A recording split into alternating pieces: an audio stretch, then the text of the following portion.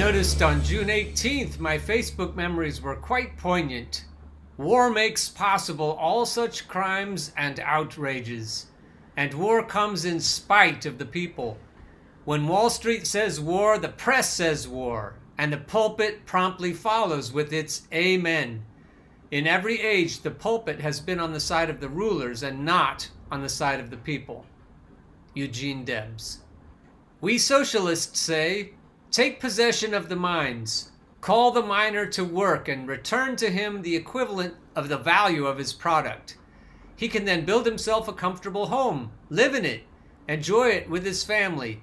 He can provide himself and his wife and children with clothes, good clothes, not shoddy, wholesome food in abundance, education for the children, and the chance to live the lives of civilized human beings, while at the same time the people will get coal at just what it costs to mine it. Of course, that would be socialism as far as it goes, but you are not in favor of that program. It is too visionary because it is so simple and practical. So you will have to continue to wait until winter is upon you before you get your coal, and then pay 3 prices for it because you insist upon voting a capitalist ticket and giving your support to the present wage-slave system.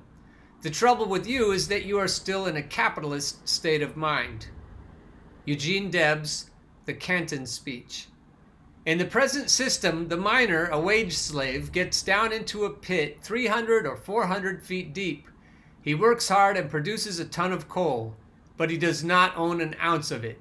That coal belongs to some mine-owning plutocrat who may be in New York or sailing the high seas in his private yacht. Or he may be hobnobbing with royalty in the capitals of Europe, and that is where most of them were before the war was declared. The industrial captain, so-called, who lives in Paris, London, Vienna, or some other center of gaiety, does not have to work to revel in luxury. He owns the mines, and he might as well own the miners. Eugene Debs, The Canton Speech. They, capitalists, always proceed legally for the reason that the class which has the power to rob upon a large scale has also the power to control the government and legalize their robbery. Eugene Debs. You need at this time especially to know that you are fit for something better than slavery and cannon fodder. You need to know that you were not created to work and produce and impoverish yourself to enrich an idle exploiter. You need to know that you have a mind to improve, a soul to develop, and a manhood to sustain. Eugene Debs. 1 year ago, I posted this on my Facebook wall. It was the Democrats' embrace of neoliberalism that won it for Trump, by Naomi Klein. People have lost their sense of security, status, and even identity. This result is the scream of an America desperate for radical change. They will blame James Comey and the FBI. They will blame voter suppression and racism. They will blame Bernie or bust and misogyny. They will blame third parties and independent candidates. They will blame the corporate media for giving him the platform, social media for being a bullhorn, and WikiLeaks for airing the laundry.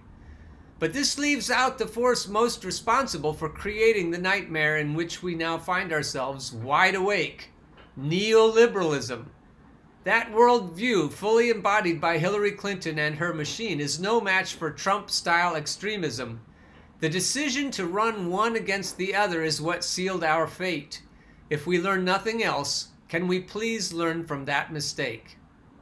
Guess not, Naomi. Here's what we need to understand. A hell of a lot of people are in pain. Under neoliberal policies of deregulation, privatization, austerity, and corporate trade, their living standards have declined precipitously. They have lost jobs. They have lost pensions. They have lost much of the safety net that used to make these losses less frightening. They see a future for their kids even worse than their precarious present.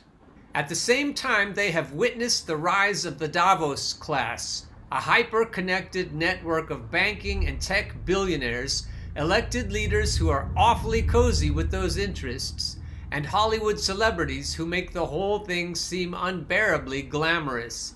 Success is a party to which they were not invited, and they know in their hearts that this rising wealth and power is somehow directly connected to their growing debts. and powerlessness. There is no room in our hearts for hate except for the system, the social system in which it is possible for one man to amass a stupendous fortune doing nothing, while millions of others suffer and struggle and agonize and die for the bare necessities of existence. Eugene Debs. The truth alone will make the people free, and for this reason the truth must not be permitted to reach the people. The truth has always been dangerous to the rule of the rogue, the exploiter, the robber, so the truth must be ruthlessly suppressed. Eugene Debs. That is the only rivalry there is between the two old capitalist parties, the Republican Party and the Democratic Party, the political twins of the master class. They are not going to have any friction between them this fall. They are all patriots in this campaign, and they are going to combine to prevent the election of any disloyal socialist. Eugene Debs. No government which is for the profiteers can also be for the people, and I am for the people, while the government is for the profiteers. Rose Pastor Stokes. Rose Pastor Stokes, and when I mention her name I take off my hat. Here we have another heroic and inspiring comrade. She had her millions of dollars at command. Did her wealth restrain her an instant? On the contrary, her supreme devotion to the cause outweighed all considerations of a financial or social nature. She went out boldly to plead the cause of the working class, and they rewarded her high courage with a 10-year sentence to the penitentiary. Think of it, 10 years. What atrocious crime had she committed? What frightful things had she said? Let me answer candidly. She said nothing more than I have said here this afternoon. I want to admit without reservation that if Rose Pastor Stokes is guilty of crime, so am I. If she is guilty for the brave part she has taken in this testing time of human souls, I would not be cowardly enough to plead my innocence. And if she ought to be sent to the penitentiary for 10 years, so ought I without a doubt. What did Rose Pastor Stokes say? Why, she said that a government could not at the same time serve both the profiteers and the victims of the profiteers. Is it not true? Certainly it is, and no one can successfully dispute it. Eugene Debs, The Canton Speech. And here let me emphasize the fact, and it cannot be repeated too often, that the working class who fight all the battles, the working class who make the supreme sacrifices, the working class who freely shed their blood and furnish the corpses, have never yet had a voice in either declaring war or making peace. It is the ruling class that invariably does both. They alone declare war, and they alone make peace. Yours not to reason why, yours but to do and die. That is their motto, and we object on the part of the awakening workers of this nation. If war is right, let it be declared by the people. You who have your lives to lose, you certainly, above all others, have the right to decide the momentous issue of war or peace. Eugene Debs, The Canton Speech. I'd rather vote for something I want and not get it than vote for something I don't want and get it. Eugene Debs. It's almost as if he could see Joe Biden coming. The poor ignorant serfs had been taught to revere their masters, to believe that when their masters declared war upon one another, it was their patriotic duty to fall upon one another and to cut one another's throats for the profit and glory of the lords and barons who held them in contempt. And that is war in a nutshell. The master class has always declared the wars. The subject class has always fought the battles. The master class has had all to gain and nothing to lose, while the subject class has had nothing to gain and all to lose, especially their lives. Eugene Debs, The Canton Speech. When the Bolsheviki came into power and went through the archives, they found and exposed the secret treaties. The treaties that were made between the Tsar and the French government, the British government, and the Italian government, proposing, after the victory was achieved, to dismember the German Empire and destroy the Central Powers. These treaties have never been denied nor repudiated. Very little has been said about them in the American press. I have a copy of these treaties showing that the purpose of the Allies is exactly the purpose of the Central Powers, and that is the conquest and spoliation of the weaker nations. That has always been the purpose of war. What does neoliberalism mean? Apparently it means not yours. How stupid and short-sighted the ruling class really is.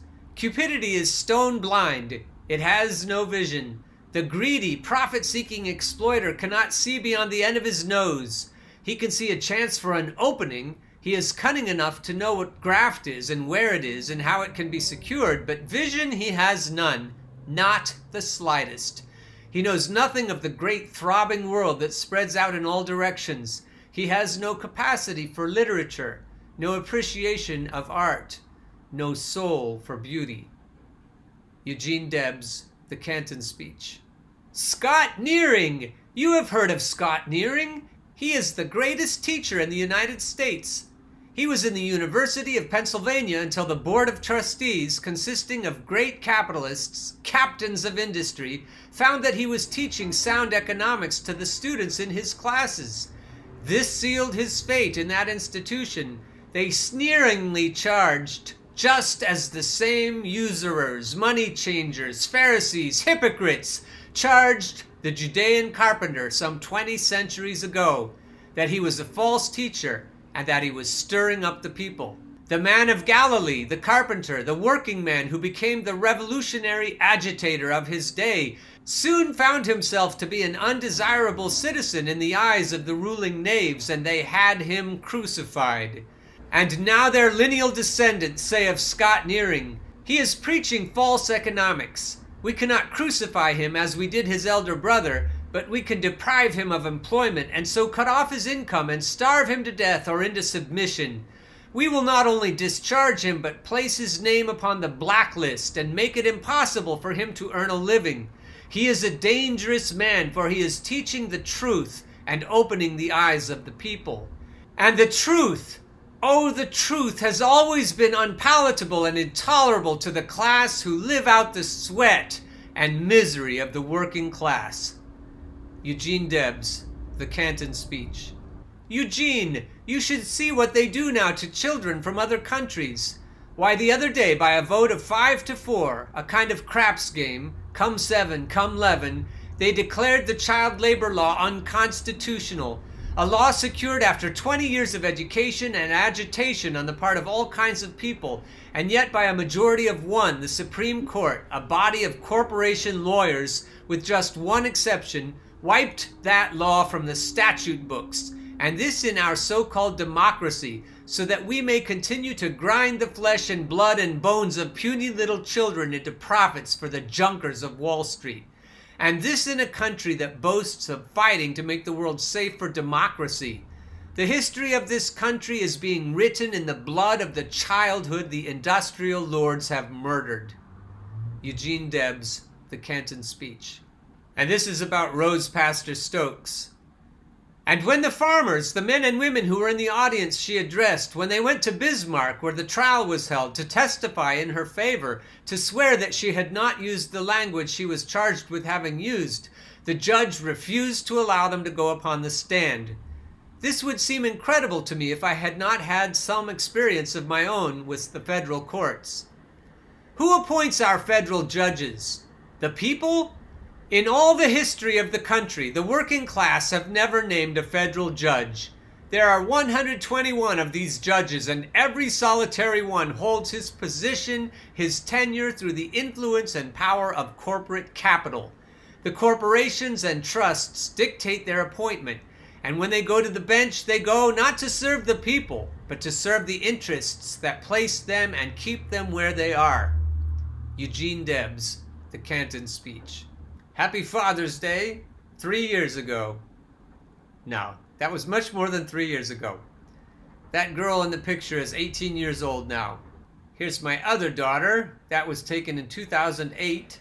This is with my middle son in 2017. So happy Father's Day, Eugene Debs. May you live forever.